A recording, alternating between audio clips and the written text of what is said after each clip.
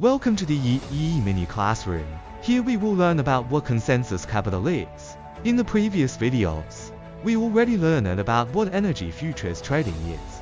And I believe many people have personally participated in some futures investments. However, many people have given me feedback that when they participate in investments in the futures market, such as stock trading or oil trading, they often lose more and earn less.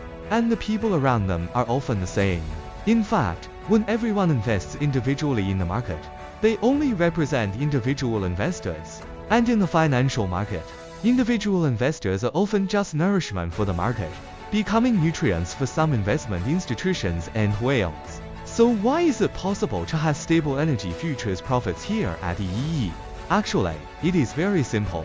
Everyone should know that the rise and fall of the futures market is mainly caused by three parts. The first is the government policies of various countries. The second is market sentiment.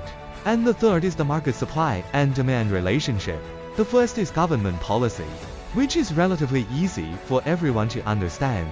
Taking current oil futures as an example, if the war in the Strait of Hormuz continues, then oil prices will definitely rise. On the contrary, if the war ends, then oil prices will definitely fall. The second depends on market sentiment, which is very easy to understand. Take the eggs in American supermarkets some time ago as an example. For a period of time, the news constantly reported that there was a shortage of eggs in the United States, causing many people to stockpile eggs, leading to soaring egg prices. Later, the news began reporting that the United States had already imported a large number of eggs from New Zealand and Malaysia, and everyone immediately started purchasing normally again, followed by the market's reaction, and egg prices fell. There is a very obvious principle here.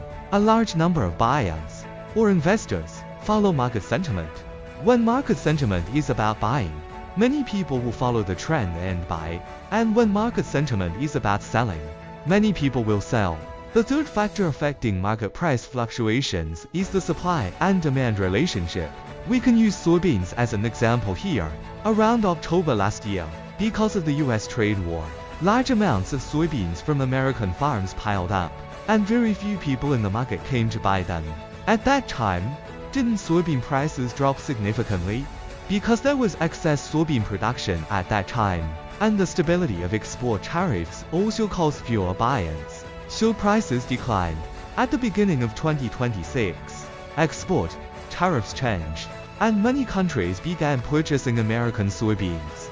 When purchasing power in the market became stronger, didn't soybean prices start rising again? This is the change in futures market prices brought about